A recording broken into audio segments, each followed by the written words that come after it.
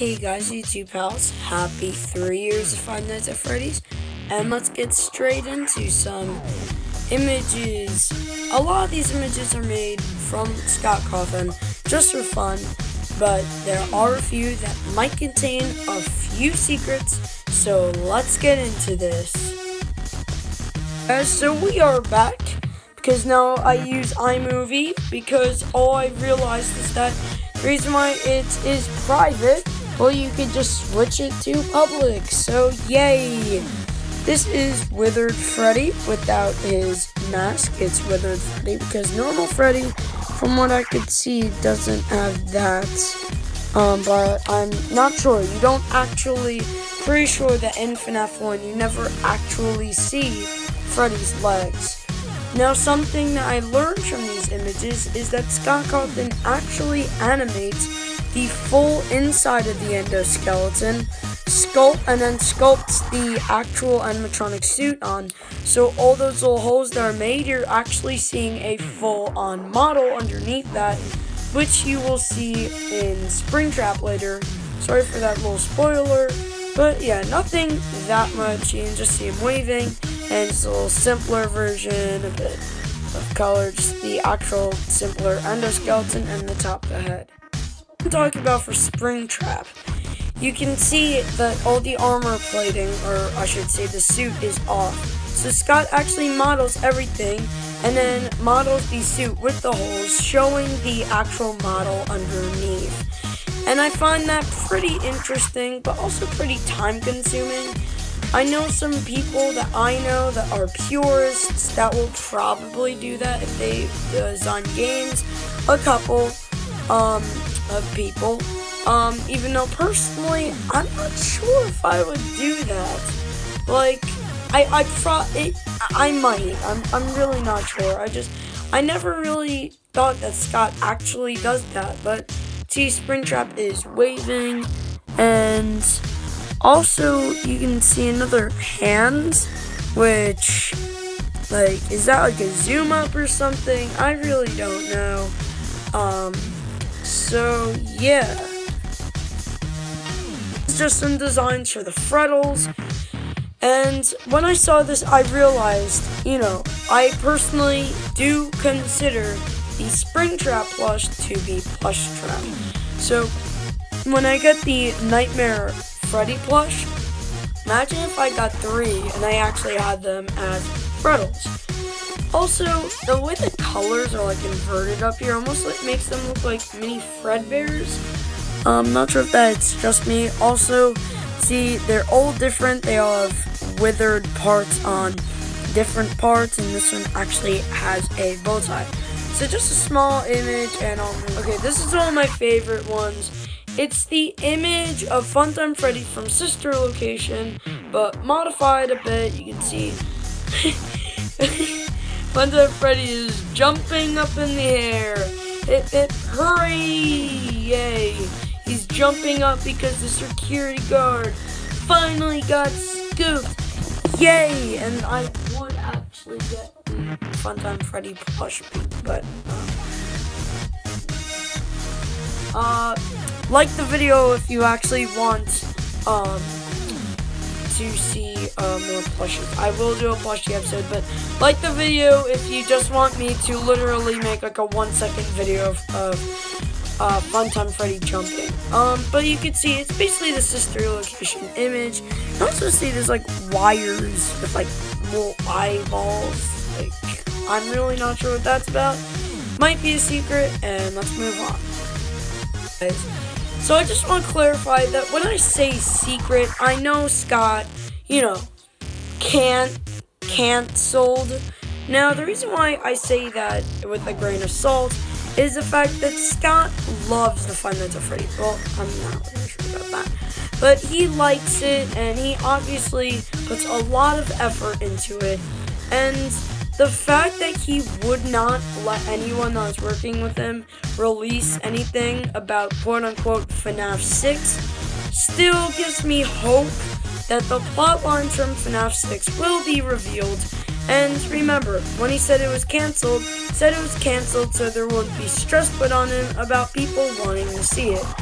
Which means that it might not actually be canceled. Like, he's just doing it so the stress isn't there.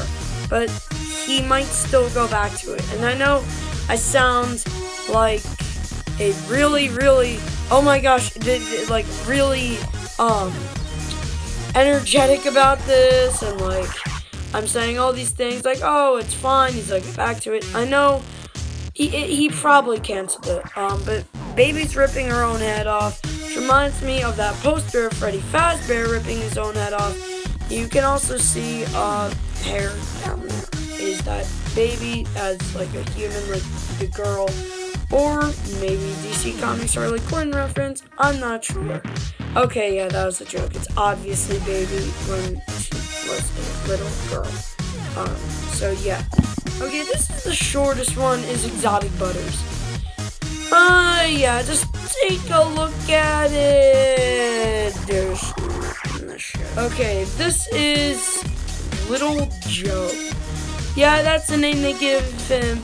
And I know a lot of you guys are saying, oh, this reminds you of BB. Yes, but it reminds me a lot more of that really weird animation where it's like, yes, Papa. Yeah, it's really weird, and you're probably already clicking off the video. But for everyone that stayed, let's move on to a very creepy image. Guys, this is the magician. His eyes! And something that I found weird about these action figures is that the eyes look exactly like real animatronics. I kind of feel that if FNAF 6 was to come out, that these guys would be something like the Biddy Babs or the Mini Arenas. That there would just be these tiny things that are mischievous and try to destroy your stuff.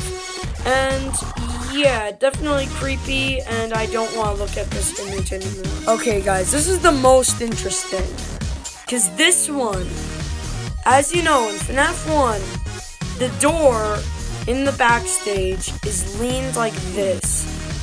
Like, there's a bit of shelf behind it. We don't know what's behind it, and really, when I heard that there was an image of the backstage, considering the silver eyes, I always thought that the image would be of the hidden office. Also, Scott Cawthon always intentionally wanted the camera to be facing another angle, so I was thinking it might be that angle of the camera from the backstage in, like, the early FNAF. But, like, in early FNAF, Scott Cawthon had other plans for the backstage. But yeah, we can see what's behind that door, and what is that? When I saw this, I thought, oh, they're tangled up the wires.